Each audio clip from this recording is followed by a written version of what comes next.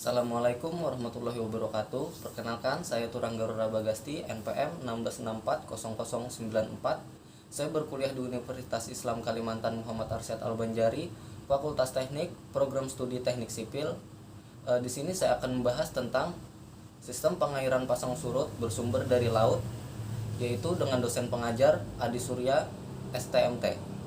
Pengertian pasang surut air laut adalah suatu fenomena pergerakan naik turunnya permukaan air laut secara berkala yang diakibatkan oleh kombinasi gaya gravitasi dan gaya tarik-menarik dari benda-benda astronomi, terutama oleh matahari, bumi, dan bulan. Pasang surut adalah gelombang yang dibangkitkan oleh adanya interaksi antara bumi, matahari, dan bulan. Puncak gelombang disebut pasang tinggi dan lembah gelombang disebut pasang rendah. Perbedaan vertikal antara pasang tinggi dan pasang rendah disebut rentang pasang surut, tidal range. Periode pasang surut adalah waktu antara puncak atau lembah gelombang ke puncak atau lembah gelombang berikutnya. Harga periode pasang surut bervariasi antara 12 jam 25 menit hingga 24 jam 50 menit. Teori pasang surut air laut.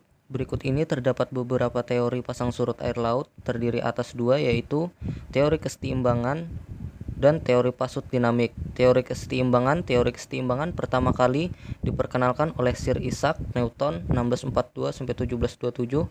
Teori ini menerangkan sifat-sifat pasut secara kualitatif. Teori terjadi pada bumi ideal yang seluruh permukaan ditutupi oleh air dan pengaruh kelembapan inertia diabaikan. Teori ini menyatakan bahwa naik turunnya permukaan laut sebanding dengan gaya pembangkit pasang surut. Untuk memahami gaya pembangkit pasang surut dilakukan dengan memisahkan pergerakan sistem bumi, bulan, matahari menjadi dua, yaitu sistem bumi bulan, sistem bumi matahari. Teori pasut dinamik. Pond dan Picard menyatakan bahwa dalam teori ini lautan yang homogen masih diasumsikan menutupi seluruh bumi pada kedalaman yang konstan, tetapi gaya-gaya tarik periodik dapat membangkitkan gelombang dengan periode sesuai dengan konstitutnya. Gelombang pasut yang terbentuk dipengaruhi oleh GPP, kedalaman dan luas perairan, pengaruh rotasi bumi, dan pengaruh gesekan dasar. Teori ini pertama kali dikembangkan oleh Laplace.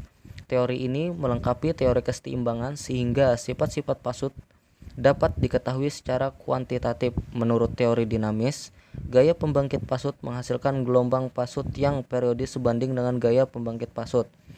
Karena terbentuknya gelombang, maka terdapat faktor lain perlu diperhitungkan selain GPP.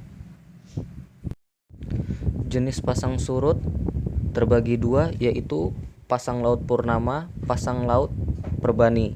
Yang pertama, pasang laut purnama terjadi ketika bumi, bulan, dan matahari berada dalam suatu garis lurus.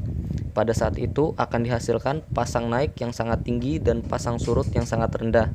Pasang laut purnama ini terjadi pada saat bulan baru dan bulan purnama. Yang kedua, pasang laut perbani terjadi ketika bumi, bulan, dan matahari membentuk sudut tegak lurus. Pada saat itu akan dihasilkan pasang naik yang rendah dan pasang surut yang tinggi. Pasang laut perbani ini terjadi pada saat bulan 1/4 dan 3/4. Manfaat pasang surut air laut bermanfaat untuk hal-hal sebagai berikut: pembuatan garam, persawahan pasang surut, berlayar atau pelabuhan kapal di dermaga dangkal, pembangkit listrik tenaga pasang surut, penggerak generator listrik, dan sebagainya.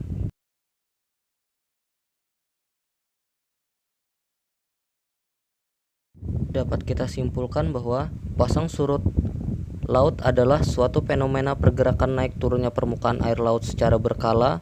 Teori pasang surut air laut terdiri atas dua, yaitu teori keseimbangan dan teori pasang surut dinamik.